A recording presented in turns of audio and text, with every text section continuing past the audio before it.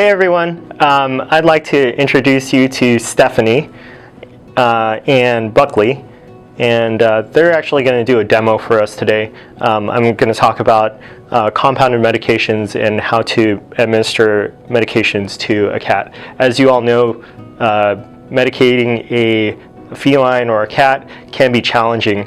They can be very finicky, and that can present a lot of different problems as cats have claws and teeth.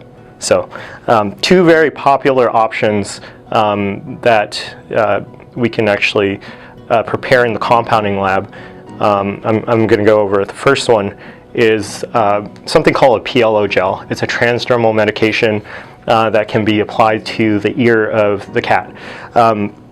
As you can see on the syringe, there's actually very specific markings that correspond to 0.1 milliliters. A lot of times these formulations can be produced in concentrations that actually dose at 0.1 mils. So that's what we typically do here. A lot of different medications can go into this, but the most two popular medications that go into PLO gels that are dosed transdermally are methimazole, which is a medication for thyroid, which a lot of cats, in later stages of life actually develop thyroid issues. The second type of medication that can be dosed transdermally or topically is something called fluoxetine. This is a medication that can be used for anxiety and other things. So, but those are kind of the more popular things that can be actually placed into the gel.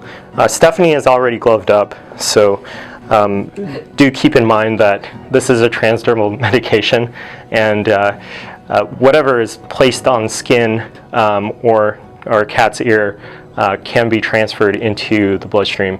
So it's really important to deliver the medication to the cat and not to yourself. So I'm actually going to put a little dose on Stephanie's hand, and she's going to apply this to Buckley's ear.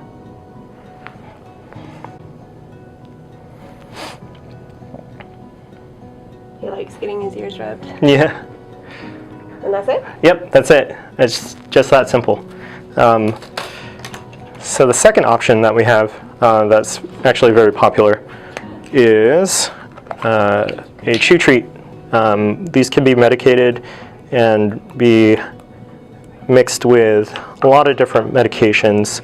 The two that I mentioned earlier, the methimazole, the fluoxetine, is two different medications that we see very commonly. Some antibiotics can be placed into the pill pockets, but in some cases that may not be the best, depending on the dosage of the antibiotic and the concentration of the antibiotic. These do have very specific limitations, but if it is an option that we can use, a lot of times we'll go to this as well because it's very easy to dose, and yeah, and it's also just that simple. So that's the rest of them away from him. Yeah, exactly. We'll put the lid back on so he doesn't get into it, and that's pretty much it. Two different very popular dosage forms for cats in the compounding lab. If you do have any questions on these, go ahead and reach out to us, give us a call, find us on our webpage, and we appreciate you joining us today. Thank you.